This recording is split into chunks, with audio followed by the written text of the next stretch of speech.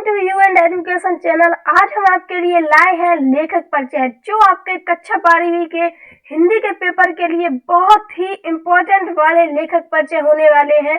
साथ ही इसकी सबसे विशेष बात यह है कि हम इसको ट्रिक के साथ याद करेंगे। जैसे ही आप वीडियो देखेंगे और आपको आधे से ज्यादा याद हो जाएंगे। अगर आप एक को अच्छे से कर लेते हैं तो आपको बाकी के बहुत ही आसानी से याद हो जाएंगे। तो चलिए स्टार्ट करते हैं, आप मेरे साथ बने रहिए। तो पहला है इधर चैनन कुमार जी का। तो इनकी रचनाएं है नीलम देश की राजकन्या, एक रात, खेल और फांसी। तो देखिए, इसको याद करने की ट्रिक, आप इसको एक कहानी या ऐसी कोई लाइन के तौर पर ऐसे याद कर सकते हैं कि आप याद रख लीजिए कि नीलम देश की राजकन्या ने एक रात खेल खेल में फांसी लगा ली। अगर आप इस लाइन को याद रखेंगे तो आपको बहुत ही जल्द आप आसानी से इनकी रचनाएं लिख सकते हैं। तो जैसे ही आपके दिमाग में जयनंद कुमार जी आए तो आपके दिमाग में ये लाइन जरूर आनी चाहिए कि नीलम देश की राजकन्या ने एक रात खेल खेल में फांसी लगा ली। तो अगर आप ये लाइन याद रखेंगे तो आप इनकी रचनाएं आसानी से लिख देंगे कि नीलम देश की राजकन्या, एक रात, खेल और फांसी। ये 4 रचनाएं आपको इस एक लाइन की याद रखने से याद हो जाएंगी, जिसमें से आपको 2 ही रचनाएं पेपर में लिखनी होती है। अब आते हैं भाषा पर। तो ये बहुत ही सिंपल है, अगर आप इसको अच्छे से समझ ले तो आपको ऐसे ही याद हो जाएगी। तो आपको पहले लिखना है कि जयनंद कुमार जी की भाषा के 2 रूप देखने को मिलते हैं, जिसमें सरल, सहज व गंभीर और दुरूह भाषा सम्मिलित है। अगर आप इसमें से कोई एक आध वर्ड भूल भी जाते हैं या नहीं लिख पाते हैं तो कोई परेशानी वाली बात नहीं है। इसके बाद आप लिखिएगा, इनकी भाषा शुद्ध साहित्यिक खड़ी बोली है। ये लाइन तो आपको सभी, कोई भी आप लेखक परिचय लिखे उसमें जरूर लिख दीजिएगा, जिसमें इन्होंने मुहावरों व लोकोक्तियों का प्रयोग सहज व सटीकता से किया है। इनकी रचनाओं में उर्दू, फारसी, अंग्रेजी के शब्दों का भी प्रयोग हुआ है। इन्होंने अपनी लेखनी में तत्सम व तद्भव शब्दों का भी प्रयोग किया है। आप यहाँ से लेकर यहाँ से इतना और इतना किसी भी लेखक परिचय में लिख सकते हैं। आपका कोई नंबर नहीं कटेगा, कोई भी फर्क नहीं दिखेगा, आपको पूरे मार्क्स दिए जाएंगे। और आप इधर एक आध बार जोड़ सकते हैं, अगर आप पता है नहीं भी जोड़ सकते हैं तो कोई दिक्कत वाली बात नहीं है। तो बहुत ही आसानी से आप इसको याद कर सकते हैं। अगर कुछ कॉमन भी हो जाता है तो कोई दिक्कत वाली बात नहीं है। अगर आप इसको भाषा को 2 बार यहीं से पढ़ लेंगे तो आपको अच्छे से याद हो जाएगा। तो यहाँ पर आप एक बार और देख लीजिए कि जयनंद कुमार जी की भाषा के 2 रूप देखने को मिलते हैं, जिसमें सरल व सहज तथा गंभीर और दुरूह भाषा सम्मिलित है। इनकी भाषा शुद्ध साहित्यिक खड़ी बोली है, जिसमें इन्होंने मुहावरों व लोकोक्तियों का प्रयोग सहजता व सटीकता से किया है। इनकी रचनाओं में उर्दू, फारसी, अंग्रेजी के शब्दों का भी प्रयोग हुआ है। इन्होंने अपनी लेखनी में तत्सम शब्दों का भी प्रयोग किया है। अब आते हैं शैली पर। तो शैली आपको ट्रिक से याद करवा दूंगी 2 मिनट में, क्योंकि कई ऐसा होता है कि बहुत सारी शैलियां होती हैं और लेखक भी बहुत सारे होते हैं, तो हम भूल जाते हैं, हम कंफ्यूज हो जाते हैं, शैलियां इधर की उधर हो जाती है। तो इसके लिए हम आपके लिए लेकर आए हैं ट्रिक। तो ट्रिक के लिए आप याद रखिए, जयनंद कुमार जी का जैसे ही लेखक परिचय आए तो आपको ये पहला याद हो जाए, ये लाइन आपको याद होनी चाहिए कि जैन मुनि अपने मन के भाव व विचारों का विवेचन कर वर्णन करते हैं। तो जैन से जयनंद कुमार हो गया, ऐसे आपको याद रहेगा कि ये लाइन जयनंद कुमार जी के लेखक परिचय के बारे में है। मन से आपको याद रखना है मनोविश्लेषणात्मक शैली, भाव से रखना है आपको भावात्मक शैली, विचारों से रखना है विचार प्रधान शैली, और विवेचन से रखना है विवेचनात्मक शैली, और वर्णन से रखना है वर्णनात्मक शैली। आप इस प्रकार लिख सकते हैं और आपको बहुत कंफ्यूजन नहीं होगी और आपको याद करने में भी आसानी होगी। तो यहाँ देखिए कैसे लिखा हुआ है कि जयनंद कुमार जी की भाषा में कई शैलियों का प्रयोग हुआ है। ये लाइन आप सभी लेखकों में, किसी भी लेखक में लिख सकते हैं, जैसे मनोविश्लेषणात्मक शैली, भावात्मक शैली, विचार प्रधान शैली, विवेचनात्मक शैली एवं वर्णनात्मक शैली आदि का प्रयोग होते हुए भी इनकी विचारात्मक शैली की प्रधानता देखने को मिलती है। आप उसमें विचारात्मक शैली की प्रधानता लिख दीजिएगा।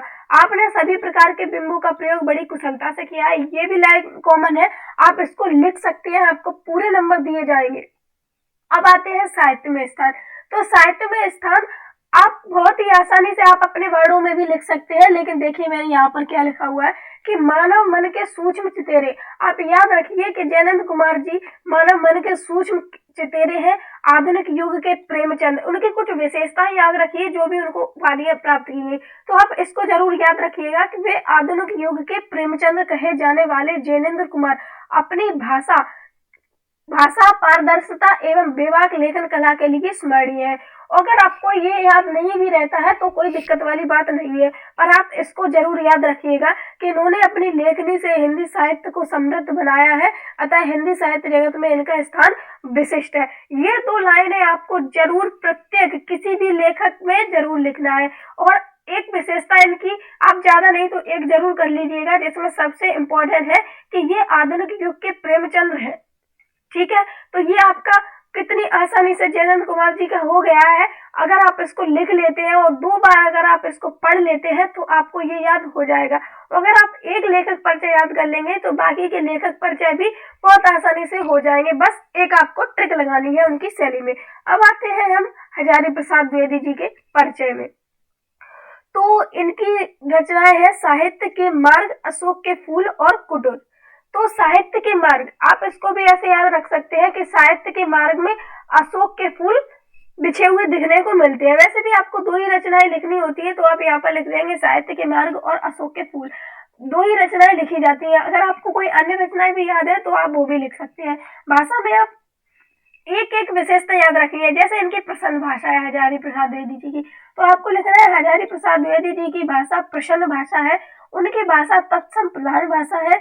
इनकी रचनाओं में तत्सम शब्दों के साथ साथ तत्भव, देशज, उर्दू, फारसी का भी सटीकता से प्रयोग किया गया है।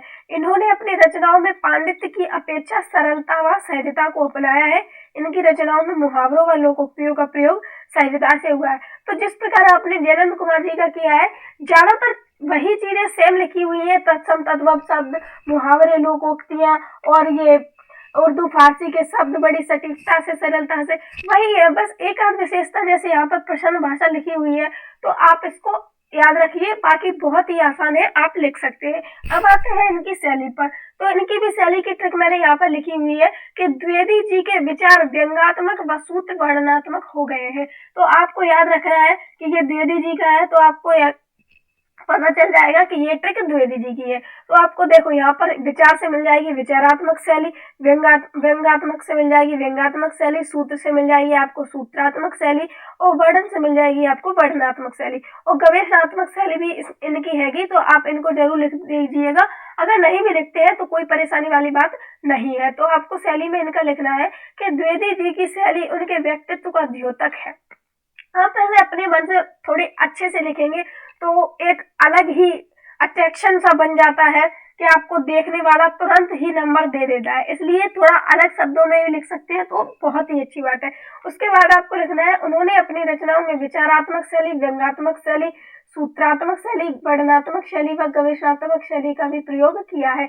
इसके अतिरिक्त उनकी नाट्य शैली हिंदी साहित्य के लिए वरदान का स्वरूप है। तो आप इनकी ये विशेषता शैली में याद रखिएगा कि इनकी नाट्य शैली हिंदी साहित्य के लिए वरदान स्वरूप है, ताकि आपको नंबर कटने का कोई भी चांस न रहे। अब आते हैं साहित्य में स्थान पर।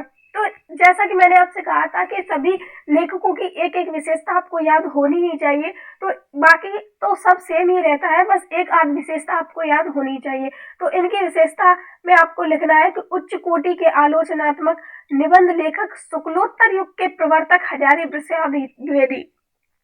तो अगर आप यहाँ पर 3 लिखा हुआ है, 3 में से अगर 2 या 1 भी लिख देते हैं तब भी आपको नंबर मिलेंगे। तो इसमें सबसे इम्पोर्टेंट है कि शुक्ल युग के प्रवर्तक हजारी प्रसाद द्विवेदी जी के साहित्य में बोधगम्यता देखने को मिलती है। ये आप अच्छे से याद कर लेना। इसके बाद आपको लिखना है आपने अपनी लेखनी से हिंदी साहित्य को समृद्ध बनाया है, हिंदी साहित्य जगत आपके योगदान के लिए सदैव आपका आभारी रहेगा।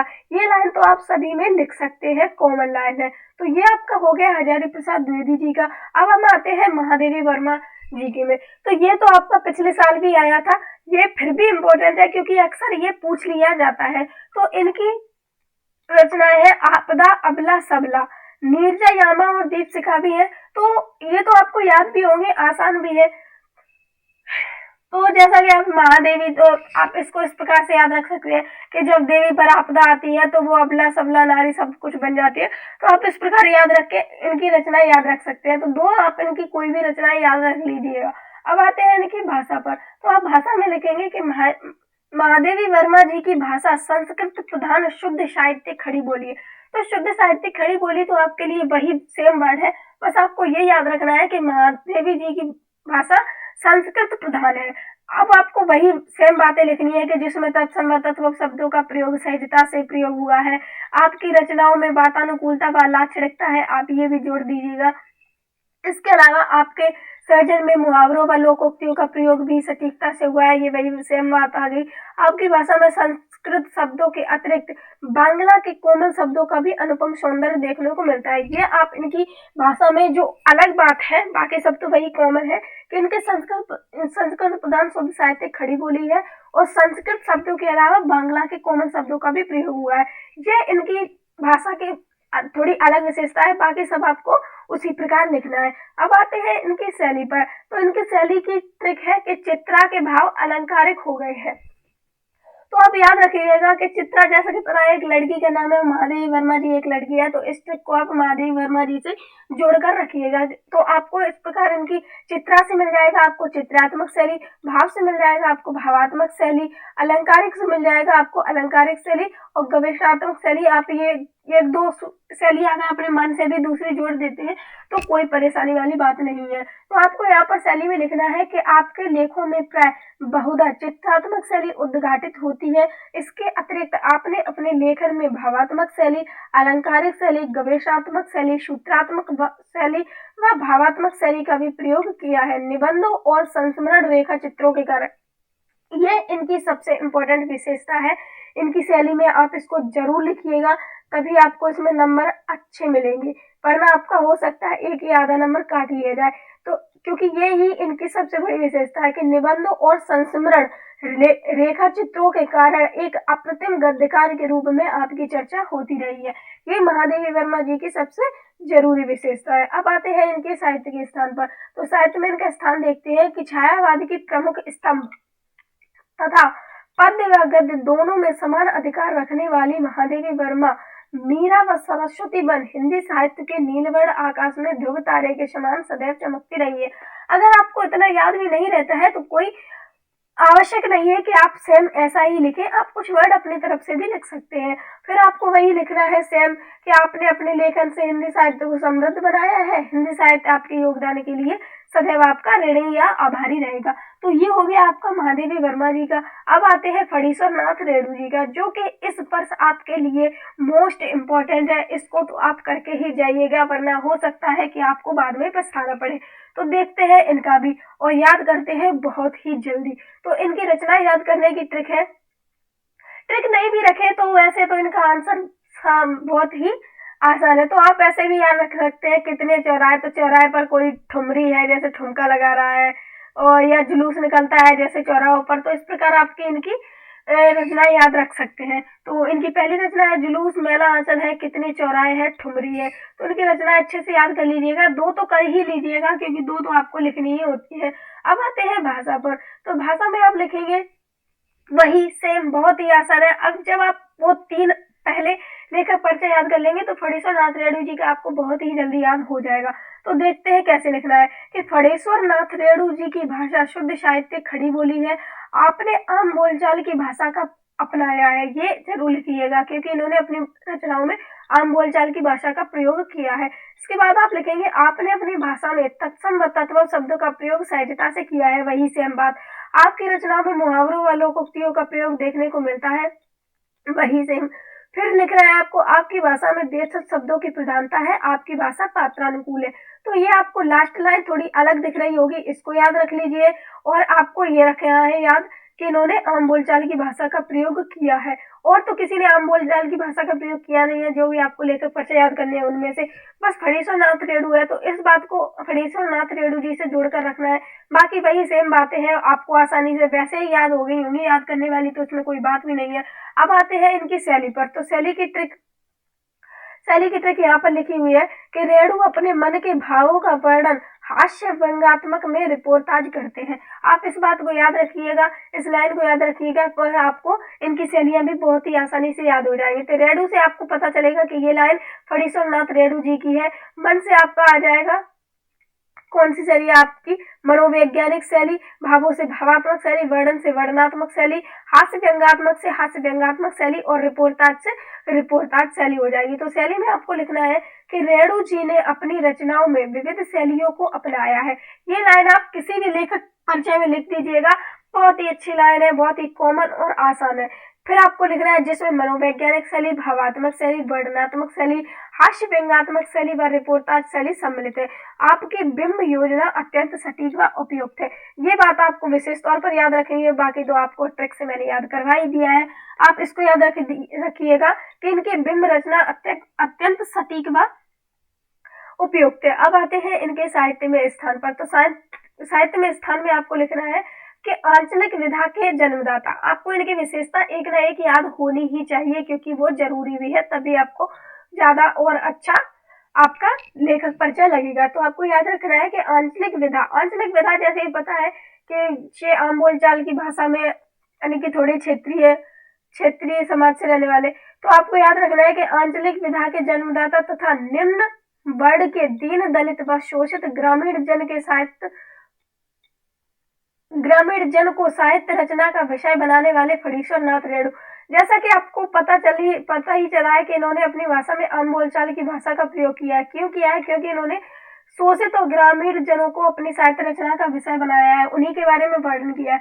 तो ये बात आपको वहां से याद हो जाएगी कि अगर इन्होंने आम बोलचाल की भाषा के शब्दों का प्रयोग किया है तो जरूर इनकी विशेषता है कि इन्होंने अपनी रचनाओं में ग्रामीण जनता का वर्णन किया है। तो देखिए एक बार फिर से कि आंचलिक विधा के जन्मदाता तथा निम्न वर्ग के दीन दलित व शोषित ग्रामीण जन को साहित्य रचना का विषय बनाने वाले फणीश्वर नाथ रेणु, ये एक दो विशेषता लिख देना। हिंदी साहित्य में सदैव स्मरणीय रहेंगे। हिंदी साहित्य जगत में आपका अद्वितीय योगदान है। आपने हिंदी साहित्य जगत को समृद्ध बनाया है। इस प्रकार आप लिख सकते हैं।